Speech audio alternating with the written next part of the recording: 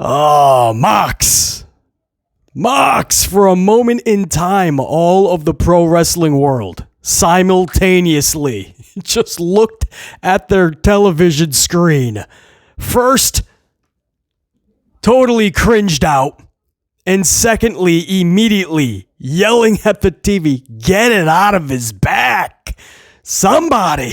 It's Spike lodged in the back of Mox. Mox taking a suplex to Spike. And it was embedded into his back. And the match had to momentarily be stopped. Copeland had to keep selling in the corner, and he's the one who delivered the suplex, mind you. So, but he had to sell because Mox is trying to talk to the referee. And the ref is like, well, what do you... So then Wheeler Yuta came in. Yuta couldn't get it out. You saw the skin pulling off, right? So then Mox is yelling at the ref, like, get this idiot out of here. You do it. Because the ref, I think, had the gloves on, too. I don't know. So the ref was trying. Copeland had to keep selling. Everybody's cringed out. It was wild. We're going to talk all about it. Dynamite, the 19th of March, 2025. A spot where I will tell you in this cold open, we'll talk all about it. In this cold open, I will say that it's not my cup of coffee. There was a time for it. There was a time when it was my cup of coffee when I was a kid, maybe teenage years. ECW was really big, and it just felt like it had a place back then. Now, it doesn't feel like it has a place. Whether that's a good thing or not, that's a separate conversation for sure. But it's just because we don't see something like that, or maybe we just don't feel like there's a need for it anymore. I don't know. I guess it's not up to us to decide. It's the wrestlers and the promoter to approve it or not. And they decided to give it the green light. But I'll fully tell you guys in this cold open, not my cup of coffee. I was absolute, like ECW, I was probably like, yeah, more. You know, here we are, what has it been? 25 years, 30 years, who knows? A few decades later, and I'm just looking at that like totally cringed out. Like, dude, get that out of his, and don't do that again, bro. You know what I mean? So it's not my cup of coffee, but a lot of fans actually got upset with it. And there's a lot of fans calling for the removal of Dynamite from TBS and AEW Television from TBS TNT. The removal of the company because they didn't like that spot, or they were just absolutely terrified by it. Scared for Mox. There's no place for that. Their kids were watching. I mean, you're hearing a lot of different stories here the next day. And a lot of people are going to TBS TNT, Warner Discovery, and they're trying to get this company removed. I think that's absolutely asinine. Not liking something, thinking it's out of bounds or too much. That's not your cup of coffee. But to get the whole thing removed, well, what if it is somebody or many others' cups of coffee? Maybe that's exactly how they like their coffee. And again, these are two adults, professionals. They made this decision. They went to the higher ups, which in this case is Tony Khan. Whether that's good or not, that's in the eye of the beholder. But Tony Khan approved it. So at the very most, okay, TBS, TNT, Warner Discovery, they have a meeting, they have a talk with the Tony Khan. That's the best I will give you. But having it removed, that's a little bit too far, I feel. We're going to have the conversation because we're going to actually go over Dynamite 3/19/2025. Everything that happened on the show, my thoughts on it. Mercedes Moné was on this show. Willow Nightingale in her grandma's knitted sweatshirt that was handed down. The sweatshirt was on Dynamite last night. I don't know what Willow was thinking. Coming down in a fight with grandma's sweater on. But who knows? It's probably going to be a big hit, right? You go to an AEW event, you go to the booth to get some merchandise. Maybe you got Mercedes Moné glasses. Maybe you got Spike, right? The nailed baseball bat Spike is, you can buy that, a replica.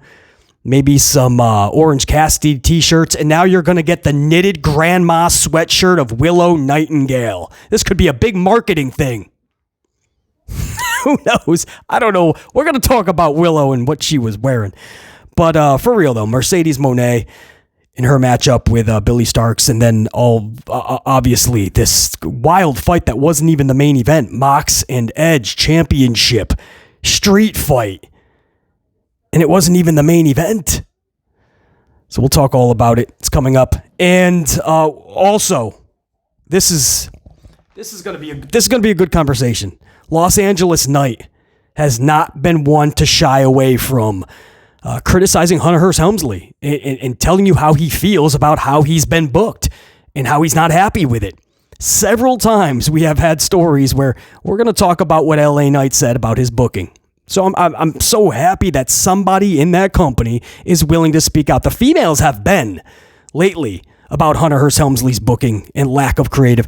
But Los Angeles Knight is now once again speaking out on his booking, and I'll give you an exact quote on what he said in his latest interview.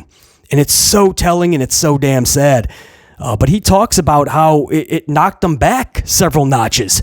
He even used the word he had to rebuild after the way he was booked.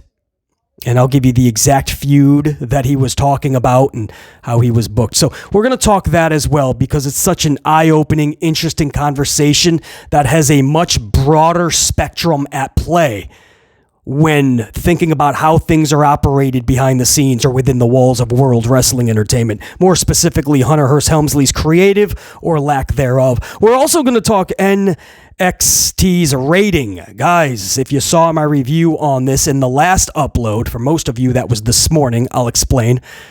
But if you saw my NXT review, you know that it was not that good at all. The women, I feel, carried their weight. The men in their booking, the creative for them, I don't know what Shawn Michaels was thinking. And sure enough, the ratings backed that up. My right-hand man on the channel, JR9, this week in the weekly roundup. You guys can catch that that might be actually, yeah, that was in the last upload as well. That went up for most of you this morning. JR9's NXT Weekly Roundup. He gave that I won't give any spoilers, but I will tell you what he rated that, 3 out of 10. That's down from last week's 8 out of 10 for JR9. And BC told you it was just not good. And then you see the number. I'll give you what that number was, how far down it was from last week's NXT number, and how close they now are once again to AEW Dynamite. Yeah, everybody was like, oh, there goes NXT. They're running away with it. Not so fast. Snap of a finger, blink of an eye, drop of a hat. That can change around, man. If you don't keep your eye on the ball and you don't put your best creative, your best booking forward, this is what could happen. All of that. It's coming up in today's Amped Up for the 20th of March for the year 2025. Amplified Unit, glad to have you. Thanks for stopping by, spending some time talking some pro wrestling with BC. It's Amped Up with BC in the unit. It's 44 Dive. We rolling. I'm going to get some coffee. Come right on back. Let's talk all things first and foremost, AEW and Mox. What was the dude thinking? Let's do this.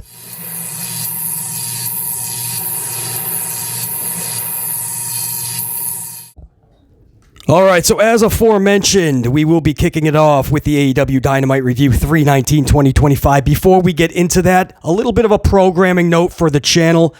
Early this morning, several hours ago, for most of you guys, you got Wednesday's edition of Amped Up. It went live on the channel last night for channel members, late last night for channel members exclusively. Early this morning, it went live on the channel for every subscriber thereafter. So as of now, it is live on the channel for everybody. Make sure you guys check it out. So for a lot of you guys, it is a double upload Thursday. You're getting Wednesday's Amped Up and you're getting today's Amped Up Thursday, the 20th. So a double upload Thursday for a lot of you guys. If you are a channel member, you got it last night. So a little bit of a programming note, a lot of good conversation in Wednesday's Amped Up. Whether you caught it last night or you caught it early this morning or you haven't caught it yet and you're going to, or you should, because we had a lot of good conversation, man. Alexa Bliss being pulled from WrestleMania week, or at least she has not been seen this whole week of television. We're hearing they have removed her from WWE World and no plans for Mania. We have the latest on that. We talk about it in yesterday's Amped Up. That again went live for most of you this morning. And we also talk Jey Uso. Massive backlash to the Jey Uso Austin Theory Monday Night Raw match. The minute squash that had Jey Uso completely squash Austin Theory in less than a minute. And then after the match, take out Grayson Waller and Theory by himself. And then, even though he was attacked from behind by the world champion Gunther, somehow overtake Gunther, take down Gunther, and make Gunther, Waller, and Theory all run away. And then danced and yeeted. And fans were like, whoa, this is not what we thought we were getting. Or at least the ones that were totally down with Jey Uso winning the Rumble. To the point where it got massively panned and bashed, squashed itself when WWE tried to put it up on their YouTube channel. That matchup, the ratio absolutely collapsed on World Wrestling Entertainment, and it is clear they have a massive issue on their hands. If only somebody said this from the jump, oh yeah, it was BC and the Amplified unit. We tried to say that is a booking creative botch. There's no way you're holding that. There's no way Jey Uso can be the guy for 3 straight months going into Mania. And then what? He dethrones Gunther, and then what? He's a champion for 3, 4, 5, 6 months? And every week we're just supposed to yeet, and that's it. It's all after the catchphrase, that's it. If that's hard to hear, I don't know what else. That's the only factual information I can give you. If we're using common sense, logic, and dropping fact bombs, he's a catchphrase. This is one half of my favorite tag team, the Usos, so it pains me to say that. He's a catchphrase. It just is. The bell rings, it's sad. As a singles wrestler, it's sad. And in that minute squash, you saw multiple botches by Jason Uso. And that's in 1 minute. We talk all about it. I'm not going to get into it again. I do want to give 2 quick points, though, that I was not able to discuss in that upload. I believe one of my AMP unit members brought this up from that upload and said, well, time restraints because of John Cena shouldn't have been an issue. It's not cable anymore. We forget that, right? Because there was reports John Cena took so much time they had to cut things. No, they didn't. Netflix has already said numerous times they have as much time as they want. Hunter has already said numerous times they like to keep it into a specific area of timing. Yes, 2.5 hours is what they like to be around, but it's flexible. Everybody has already said that, and it's Netflix. They absolutely can be flexible. So there's no you wouldn't cut 10 minutes off of a match that was supposed to go 11, 12, 13 minutes. You're not doing that. So time restraints wouldn't even be an issue. It's Netflix. Good call by my Amplified unit. And number 2, this because of all this backlash that match is getting, and it is massive, guys. You can do your own research. It's wild. But that leads to some of the fans that are big Jey Uso supporters or just really feel that he deserves it, and that's why he should win the Rumble and the championship and Main Event Mania. They're now saying, oh, fans are so fickle. Fans are fickle. You wanted him. You were all happy when he won the Rumble. You were all saying he's got to be world champion. He deserves it. Now you're turning your backs on him. Nobody, unless you're like, again, a big fan of Jey Uso. I understand. I was a big fan of Jinder Mahal. So I know Jinder Mahal winning the championship isn't best for business, but I also know that secretly I was like, yeah, because I'm a Mahal fan. But if you're not a Jey Uso fan, nobody was clamoring for Jey Uso to win a Rumble. Nobody was calling for or excited that Jey Uso was going to take on Gunther in a rematch of a rematch of a rematch on the grandest stage of them all. That's the best they can come up with in the year 2025 on the 41st WrestleMania. And you're Hulk Hogan and Ultimate Warrior or Ric Flair and Randy Savage or Stone Cold and The Rock or Shawn Michaels and The Undertaker to Gunther and Jason Uso. No, this is not being fickle. This is fans finally saying, dude, we gave you a chance. You wanted to go in a wild a wild road to WrestleMania, a wild card. You chose Jey Uso. A lot of fans not happy with it, but we'll give you the benefit of the doubt. Give us a kick-ass story. And what has happened ever since? We have no story. They don't know what they're doing. Gunther's coming out there every week trying to attack Jey. Jey gets the best of him. He runs away and Jey yeets. That's the week to week. Every once in a while, Hunter does his traditional brawl. They brawl. It's a pull them apart. There's no storyline. There's nothing. There is nothing. The story is, Jey everyone doubts Jey, and Jey's going to do it at Mania. Wow. This is all right, man. This is not, fans can be fickle. No question. This is not fans being fickle. You saw how divided it was after Jey won the Rumble. That should have told you something. Nobody was down with, unless you're a big Jey Uso supporter, which I get. Again, my favorite tag team, the Usos, so I get you. But if we're being honest, singles Jey Uso, no way should he be in this spot because he yeets. Sold a few more t-shirts and the crowd dances with him. By that logic, Seth Rollins would be in every main event because they love to fucking dance and sing along and his merchandise went up 13%. But no, Seth Rollins should not be in main events because the character doesn't call for it. There's not that connection. There's just not. Sad to say. And by that logic, wouldn't it have been LA Knight first? LA Knight never got the damn dance. We'll talk about LA Knight coming up. Because he's still talking about how his booking has been absolutely atrocious. This isn't being fickle. It's just not. This is literally everybody's eyes opened up and going, dude, this is not WrestleMania. It's not. Jey Uso versus Gunther for the title is barely crown jewel. If you told me that Jey Uso is taking on Gunther on a Monday Night Raw for the Intercontinental title, I would probably still go make a coffee. I'll probably catch the tail end of it. But you're asking us to watch this at Mania just so Jey can conquer Gunther and we can all yeet. And then when it's all said and done and everybody has their yeet moment of 70,000 people, we all are stuck with the same damn fact that now Jey Uso is now carrying the world title. From Hulk Hogan to the Savages to the Flairs to the Austins to the Rocks, Takers, Cenas, Romans, Jason Uso. This isn't fickle. This is fans upset. A lot of them gave Hunter Hearst Helmsley the benefit of the doubt, and this was the booking. BC told you there was no way you were going to get anything but this type of booking. But there was people going, I hear you, BC, but I'm willing to give it a chance because I like Jey, and Jey deserves the moment, and Jey deserves this opportunity. But now they're starting to see, wait, at what expense? We're wasting a whole road to Mania. We're wasting WrestleMania. We wasted a Royal Rumble victory all for this booking?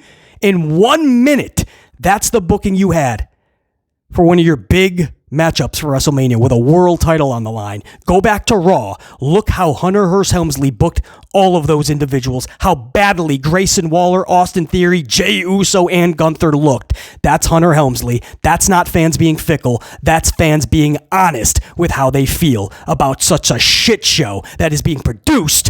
In case you don't know, every single time the show ends in the credits, you see who it's being produced by. Hunter Hearst Helmsley. And they've had enough. And that's why you saw what you saw. The backlash from Jey Uso and Austin Theory. I guess I had a lot more to say about it. If you want more conversation on that, a few hours ago, again, Wednesdays amped up to most of you guys. Check it out. We talk a long time about a lot of this because I had a lot to say. So it's just dumbfounding that these are the decisions being made. Anyway, so to wrap that up with a bow, Wednesdays Amped Up is now live on the channel. Let's get into it, man. AEW 3/19/2025. Mox, what the fuck, dude? All right, AEW 3/19/25. Freshly squeezed Orange Juice Cassidy versus Ricochet versus Mark Davis versus Speedball Mike Bailey. This was a fatal four-way to decide the number one contender for Kenny Omega's International Championship opponent at Dynasty. I hope I got all that correctly, right? I think I got that correct. Anyway, you guys know how I feel about multi-man schmazes, but whatever, man. These dudes did do pretty good. Was it anything exceptional you'd have to go back and watch again? Is it anybody in that ring that I would need to see or even want to see to kick off a Dynamite? The answer is no. But they did good, so I'm not going to rip it apart. The finish, so stupid. Speedball and Rico both pinned Davis simultaneously. So Speedball has him pinned, almost like a roll-up type thing. Not a roll-up, but he's holding his legs over his head, like that type of thing. So then Rico jumps over Speedball, gets on top of him like he's pinning Davis as well. And Rico has his whole body, his whole, both legs literally on the second rope, maybe even the top rope. That's how, his whole body is just like on the ropes. The referee's not even looking at Rico, not once. They showed the replay 3 times, not once is he even in the facility. He's not even in his peripheral. So he counts to 3. Ricochet's already rolling on the canvas by the time the referee finally even sees him, but somehow declares that both dudes have won this match. So it'll now be a triple threat for Kenny Omega's championship at Dynasty. It'll be Rico and a Speedball and an Omega. I just thought there was a way better way to get to this. Is it as bad as like Rhea Ripley just showing up and writing her name on a piece of paper that 2 other individuals have already wrote their names up above their printed names, which makes it legally binding for the sole purpose that nobody can just write their name and all of a sudden get a house or a supermarket or become president because I wrote my name on something? No, even if it is auto pen. Right? So it's not as bad as the Rhea Ripley Monday Night Raw thing, but they could have planned it out better. Like the ref never even saw Rico. So how would you know Rico even was on top of him? Just because he was telling you? It just didn't make sense. And then they didn't even try to rectify this in a more logical way. He's like, they both win the match, but that's not in the rule. 2 dudes cannot win the match. So then you would have to have a higher authority come out, maybe restart the match with those 2 individuals. So now it becomes these 2. Fatal 4-Way is now down to Rico and Speedball, winner of that. It just realistically, it just felt off. And it felt that way because it was. It just wasn't a good finish. Now, maybe you liked it. That's totally fine, right? We like things that others don't. We don't like things that others love. That's preference. But it doesn't make it good or not. And, right, what is that? Black licorice? I can speak. What is that called? Licorice? Why is that such a weird word? Have you ever said licorice? But you know how there's the black licorice. Guys, some people like it. But you know how it's not good? The sales. The sales are horrendous. Go in any supermarket. It's hard to find it. You'll see the red a lot. You'll always see the red. But the black licorice, not too much because the sales are so bad. Some people like it though, but it's just not good. The numbers will tell you that. This was not a good fit. It just wasn't. You have to get more smarter, more creative on this, man. If you told me Hunter Helmsley was booking this, I would have believed it. But some people these days say Tony Khan ain't that far away, BC. Some people say Tony Khan's even worse somehow. I don't know how that's possible. I think they're both they're both competing right now. Who can be the worst booker of the year? We then went into one of my favorites in the pro wrestling world. There's just no way around. I'm going to keep saying it. I'll keep getting the heat for it. I don't even get Mercedes Moné, the best female wrestler on the planet, like actual wrestler. If you want to go into the like who's the overall best when you add in character and microphone and all that, I totally get it, right? A lot of people are like, nah, BC, Tony Storm right now, dude. Some people are like, I don't know, some people like to throw out Bianca Belair or wrestling-wise, even EO. But I always say, man, the common denominator in everybody's greatest match, it seems to always be Sasha Banks, Mercedes Moné. So everyone has their preference, but for BC, I mean, that's just wrestling-wise, like captivating me in the ring with the wrestling. Mercedes Moné is on just a level that is just untouchable. It's wild.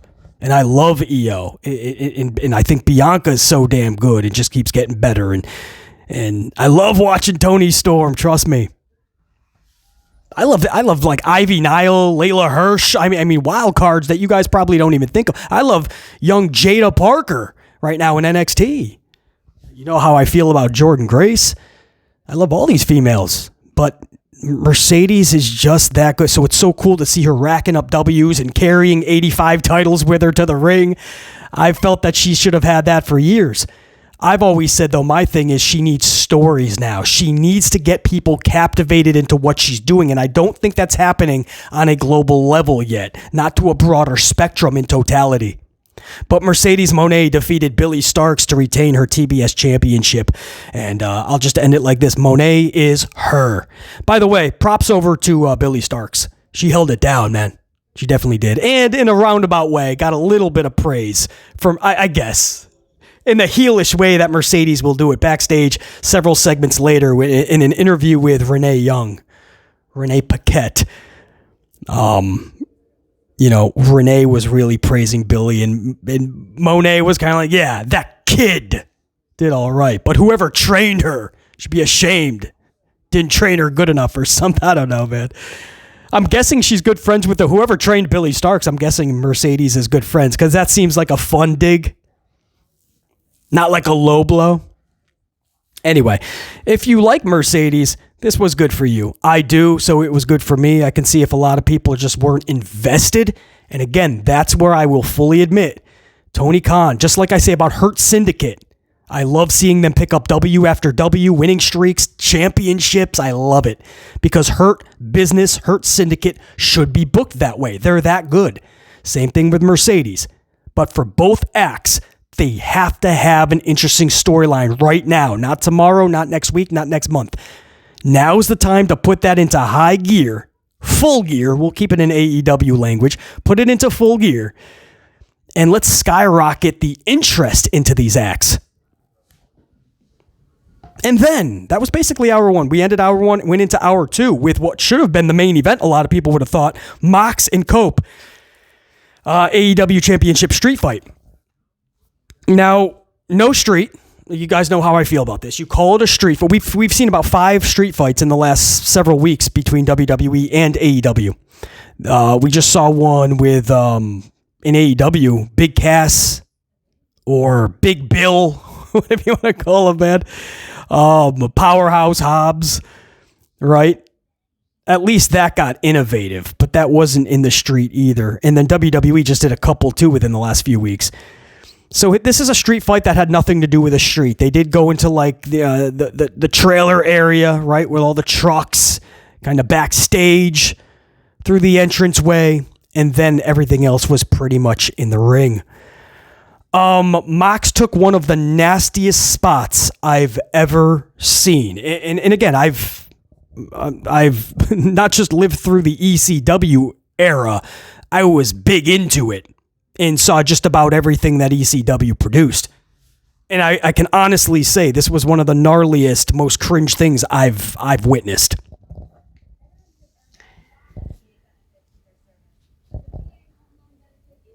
Mox took one of the nastiest spots when he got suplexed onto Spike, I keep wanting to say barbed wire platform bat, but it is a nailed platform bat.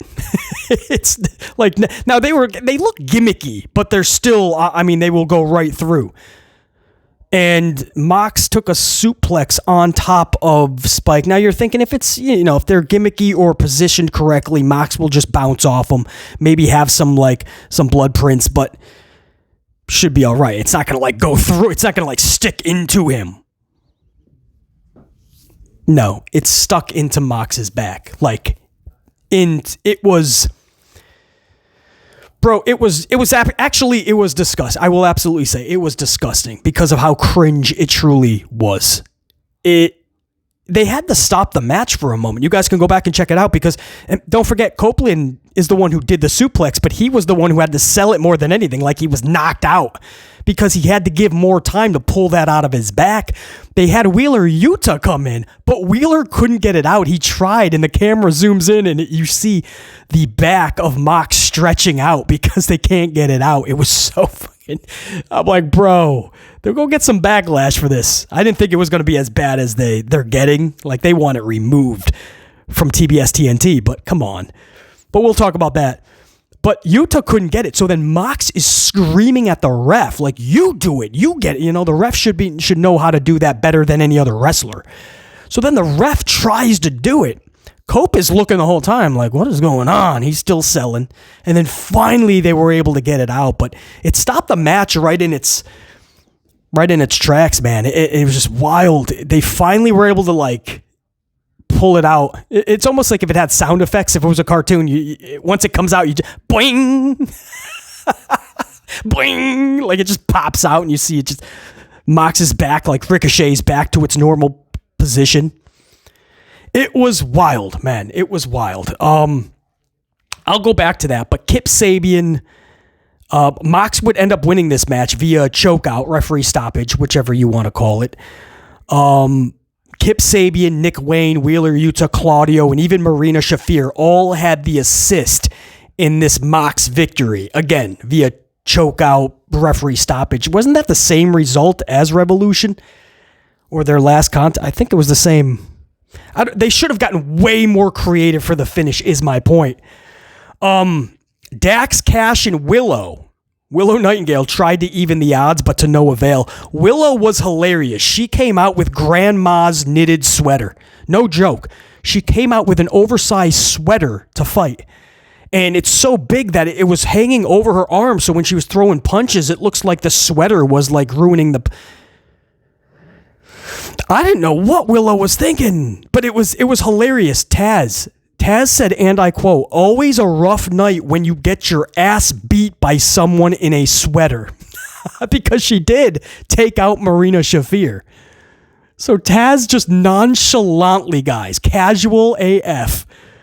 Like it's normal conversation. Taz is like, it's always a rough night when you get beat up by somebody in a sweater.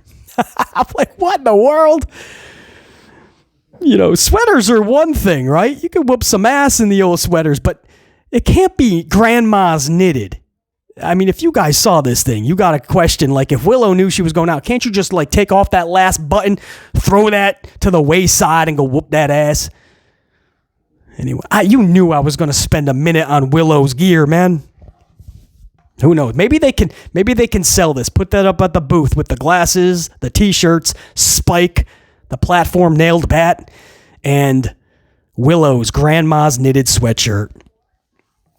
Dax looked like he was like turning heel or just not happy. He would, Cope is looking to get helped up. Dax is like, screw this, even pushes his partner. I said Dax, right? Yeah, Dax pushed Cash. So Dax did not look happy. He storms off. But the real moment in this, guys, was that bat and the backlash. Now, I said in the cold open teaser, and I'll say it again, it's not my cup of coffee. It's not. Not at all is that my cup of coffee. But I totally understand that it is some, and I totally understand these are two adults. It is a show. It is a planned spot. The owner of the company approved it, and it's their decision. Whoever watched it, if they thought it was over the line and just too much, too gory, too graphic, horrific, cringeworthy, I never want to watch it again, cool, don't.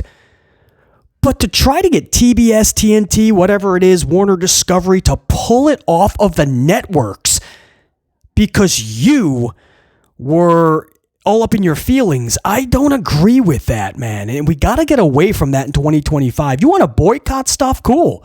You want to say no to stuff? Cool. You want to protest? Cool. But don't think that everything has to revolve around your mission. That's just weird. Pulling AEW because you saw it's still a gimmick. It was sharp. You saw a gimmick prop. You saw a gimmick prop in a cringeworthy way go into another wrestler's back. I hear you, but you should have known you're not tuning into ballet. So if your kid is younger and you have them watching, all right, yeah, especially AEW's product. Guys, you've seen like I don't know, chemicals going down people's throat. You've seen plastic bags overhead. I mean, you've seen some of the wildest, most cringeworthy, why would you even do that type of shit in AEW? And now all of a sudden, this was the straw that broke the camel's back. I just don't agree with the whole being pulled off the air thing. Now, if you want to have some fun and go, it should be pulled off the air because the show just sucks. If you want to say that, we can have a laugh and go, hey, man, maybe tell TBS TNT that, see what they say. But that I do not agree with at all. I would keep that same energy for World Wrestling Entertainment, and I would absolutely defend Hunter Hearst Helmsley if there was backlash on just a horrible spot. Right. But I've been saying Raw should have been taken off the air years ago because it's so damn bad. I still joke and say that today. But a planned spot and remove a show because you're all up in your feelings. And that's what's happening, guys. A lot of people are like, that TBS and TNT needs to take action.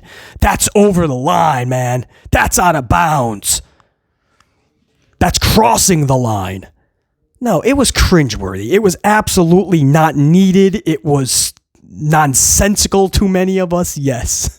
But, I mean, it's got a lot of people. It's got us talking about it. And AEW could use the viewership. I don't know if this is just going to repel viewers. I don't know if it's going to attract them. Time will tell. We'll get the numbers at some point later today or tomorrow, I believe.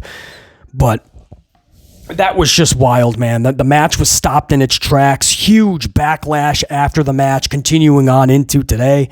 It's unfortunate, but it was definitely graphic. It was cringe, man. Like, we were all just like, at first, I'm sure most of us were like, like, what the fuck is that? They were trying to see the platform nailed bat. Like, how gimmicky is that? Like, we thought it was way more gimmicky than that. But Mox wanted to take and that's the other side of the equation and story, right? Mox is once again, I don't think he's ever stopped just being absolutely annihilated by pro wrestling fans. And a lot of them, even AEW's own fans. For some reason, they just don't like Mox. They didn't in WWE. And for the most part, anyway. And then AEW, they just, something with Mox. Fans are just so hard on this. And I get it. You can spare me because I've already heard everything. I know. You don't like his wrestling. He's boring. He's an indie dude that does stuff like that we saw last night. I get it. I just never thought he was that bad of an attraction that's what everybody would really hang their hat on and say, no, that's the guy. Screw him, and he's bringing the ratings down, and I get it. He's got the championship, so everyone's going to blame him first for the house and for the attendance and asses and seats. I get it. But it was even before he's had the championship or when he didn't have the title. So after last night, you knew Mox was going to get slammed hard because of the backlash. Mox is right at the center of it, man, and Mox is just taking a lot of heat. I think a lot of it's unnecessary. I totally hear where everybody's coming from. Not your cup of coffee. But AEW's got plenty of other issues. Mox is not the sole one. And if you choose to just hang everything on Mox, then you're going to be disappointed because Mox can go on a 6-month vacation.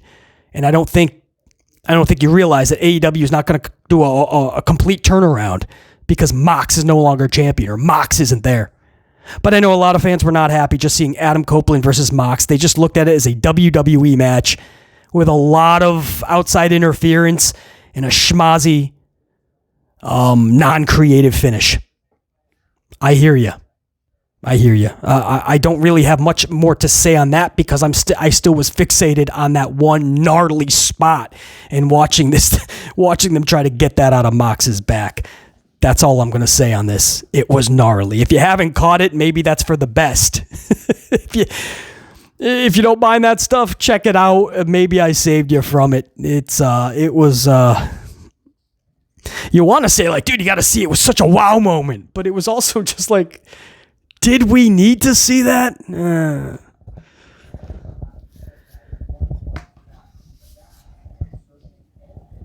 Will Ospreay, AR Fox. Right, we're going to move on. Will Ospreay defeats AR Fox via pinfall. Nothing more really to say here. Ospreay got a good pop, man. Got to give the crowd an attendance. I forgot exactly where they were, but there was a blizzard in that area. Tony Khan decided to keep it. That's another thing he's getting backlash. A lot of people are like, sloppy shot, man. People could have gotten injured or whatever. Just call off the show. It was a blizzard. But I also kind of, it's like, you know what? They're like, no, if send out the advisory, tell everyone to be cool, calm, safe.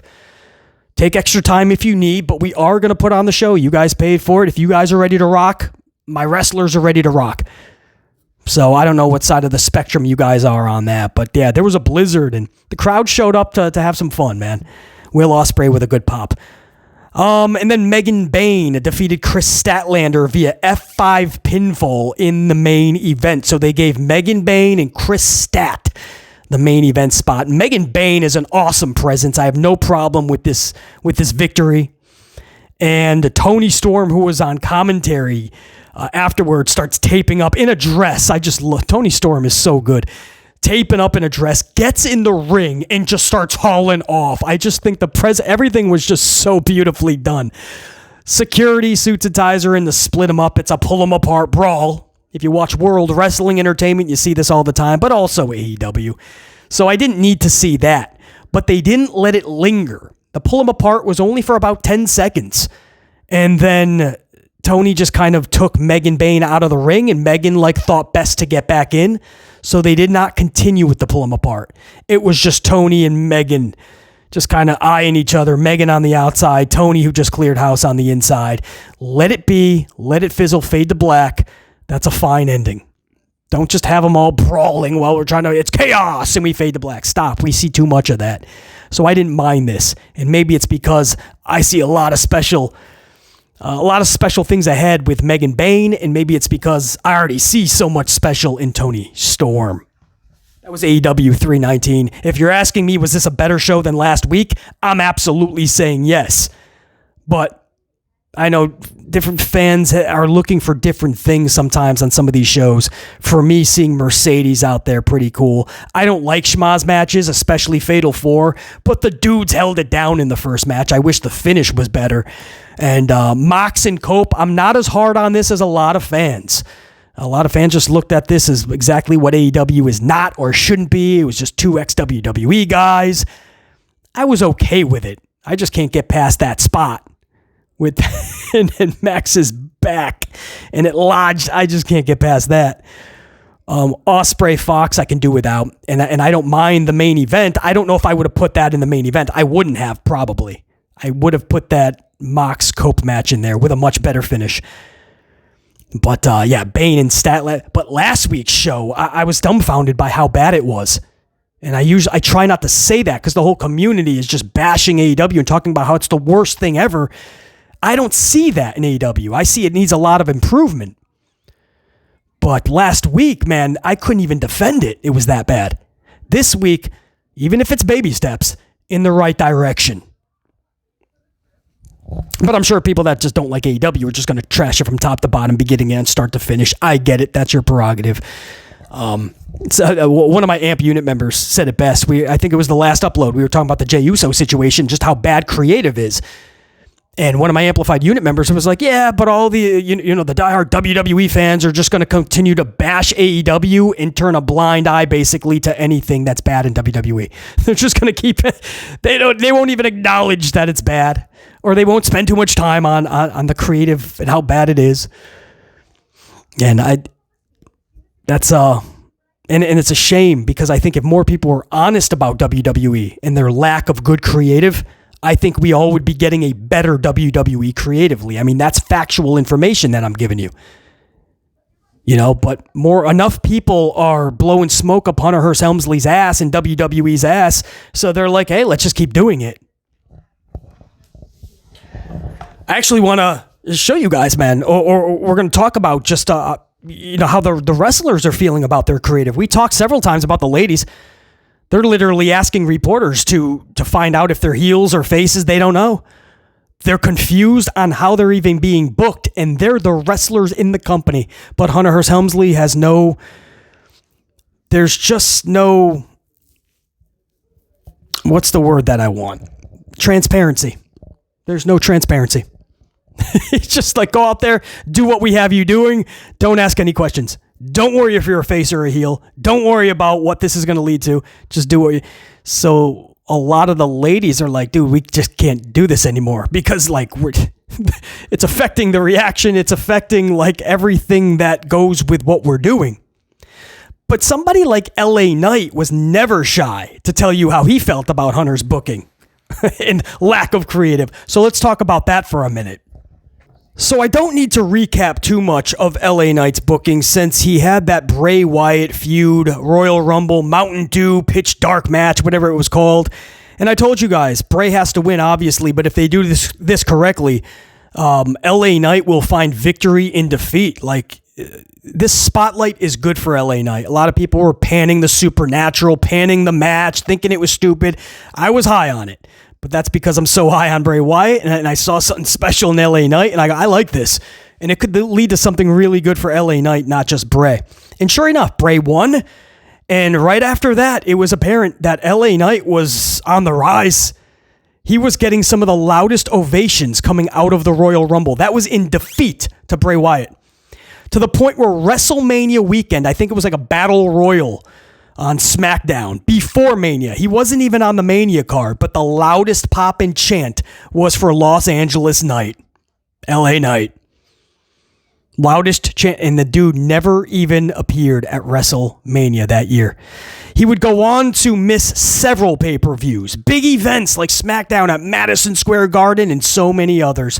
He would miss out on opportunities that most of us pretty much knew he was a shoo-in. He had to win, like Money in the Bank and hold that contract, or that U.S. Championship when they did the mini tournament and somehow Raymond Mysterio ends up winning it. Time after time, this dude was thrown to the wayside. And when asked about it, Hunter Helmsley was just like, well, sometimes you don't know. People can be flash in the pans. You don't want to do anything in haste and just throw, a piece of the rocket on somebody, and all of a sudden it turns out to be a dud. But it was pretty clear it wasn't a flash in the pan. It was just gaining momentum. The only thing that was hindering LA Knight was the booking itself. You could say that type of booking will only make him better. It will make the reactions better, BC, because he is being held down. So the smart fan is going to get more annoyed, more pissed off, and cheer for him more. That would be accurate to a point if he was actually being used. He was being kept off of big pay-per-views, big matchups that he should have been in, and accolades like a contract, Money in the Bank, or even just a mid-card U.S. championship.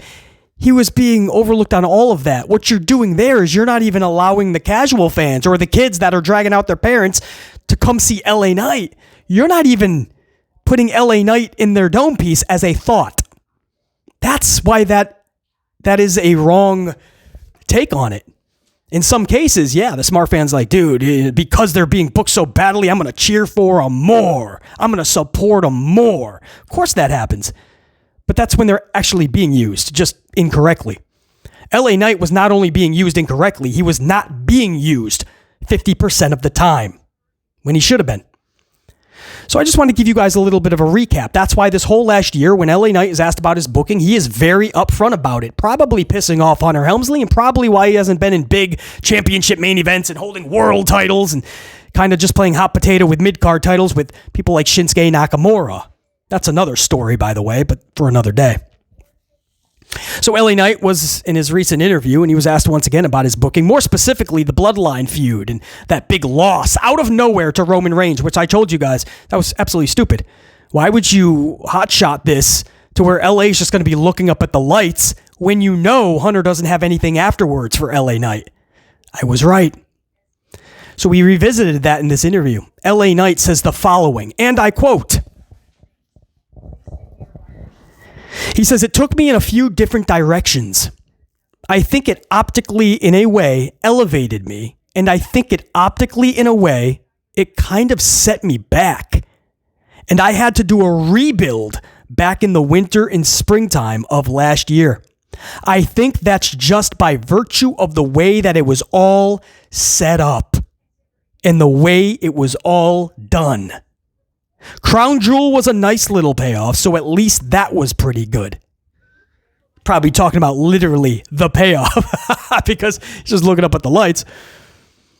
Or is he talking about his... Well, no, that was the whole Roman bloodline thing. No, he came out absolutely... He said himself, how bad is that?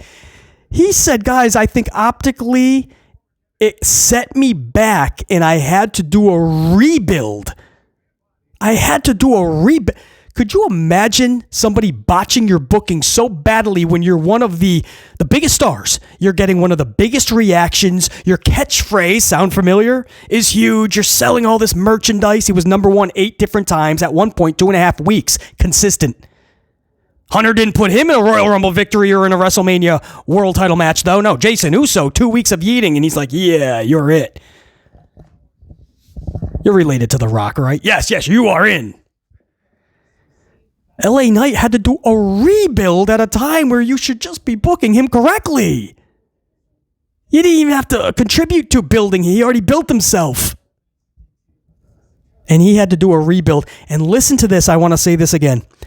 I think that's just by virtue of the way that it was all set up and the way that it was all done is the reason he had to do a rebuild. And the reason that, and I quote, it set him back. It set him back and he had to do a rebuild because of the way that it was all done and the way that it was all set up. Hunter Hearst Helmsley. Guys, it was fast-tracked out of nowhere with no direction for Knight other than to take L's and look like an idiot. That's what happened. I'm just thankful that you have a dude that's willing to just speak the truth and not be afraid to walk the corridors and bump into Hunter Hearst Helmsley and Hunter go, I heard what you said, kid. I don't know why I'm giving him. He's got that little nose. He's got he's got the beak, so he's got the nose, and he's got that little. I heard what you said, kid. The press conferences, he tries to get a little more like Vince McMahon, gets a bass in that voice. So we set another attendance record, as I'm sure you know. WWE's on fire right now on our Hunter Hearst Helmsley. I mean myself. But in all seriousness, right? LA Knight is not afraid of that. He's old enough. He's in his 40s. He's been doing this long enough. He has confidence in his self-esteem is at an all-time high. He knows what he's capable of and what he should be getting, and he knows that he's not getting it. And I think he knows he's not going to get it. Hunter Hearst Helmsley doesn't want to put this dude in the top spot. I don't know what his malfunction is. He doesn't want to do it. LA Knight should have been on top of the wrestling world, or at least one of those individuals, and I feel like he never truly stepped out of the mid-card. But we got Jason Uso going for the world title at Mania. Yeah, it all makes sense. My ass. Anyway. Had to give props over to Los Angeles Knight. And once again,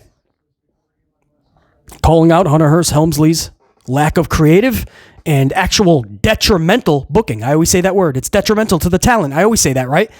That's another first-hand account. When I say this type of booking is detrimental to the talent, this is what I mean. This dude felt he had to do a rebuild and that he got sent back because of a feud. That should never happen. But I'm the only one that wants to talk about it.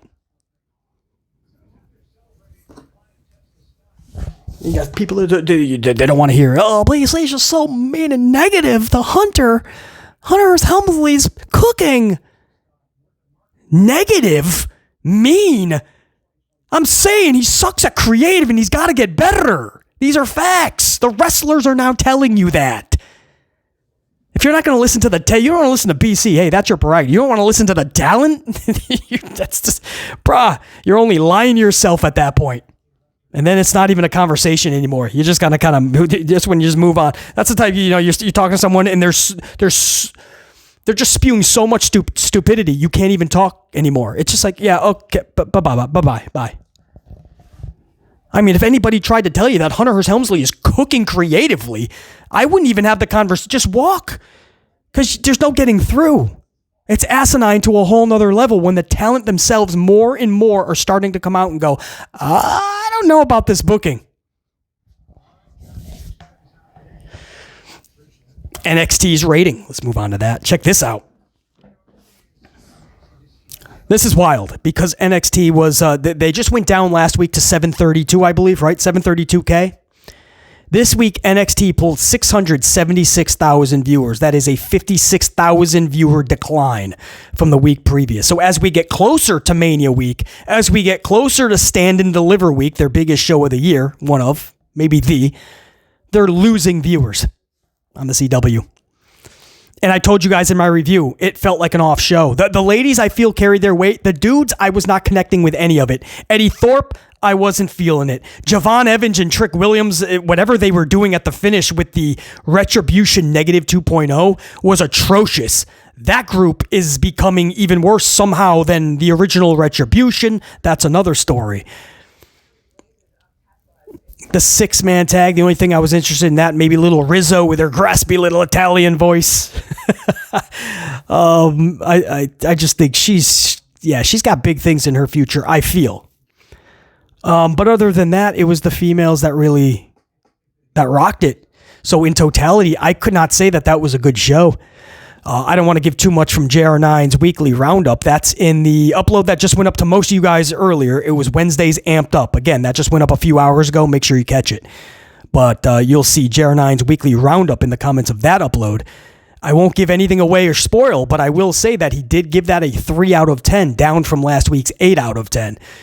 So, I mean, that's, JR9 watches these NXT shows with a keen eye as well. For him to be that low on it, BC can follow that up with his review. That should tell you something. Just not good. And that's what I mean. That's why these reviews are very important, and that we are upfront about it, and that we are truthful. And we're just not talking about or praising everything, even if it wasn't that good.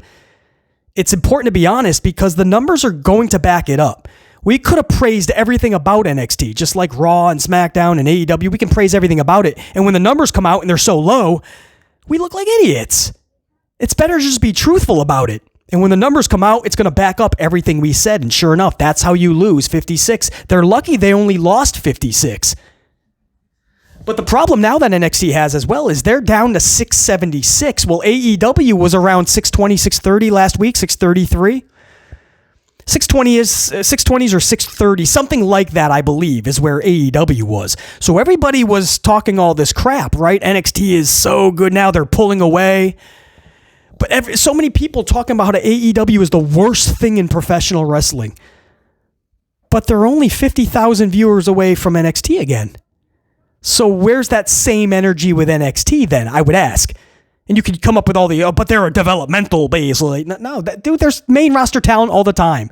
One of the things I liked most about NXT this week was Chelsea Green, the main roster United States champion, taking on Sol Ruca, who I'm so high on as well. I just love the concept of that match. I like the match itself. I like the finish of the match. I liked all of it. Jada Parker with her booty shorts taking out Jordan Grace, the retro Kelly Kapowski Jordan Grace. And then eyeing Stephanie and getting that title match next week. I like that whole first half an hour.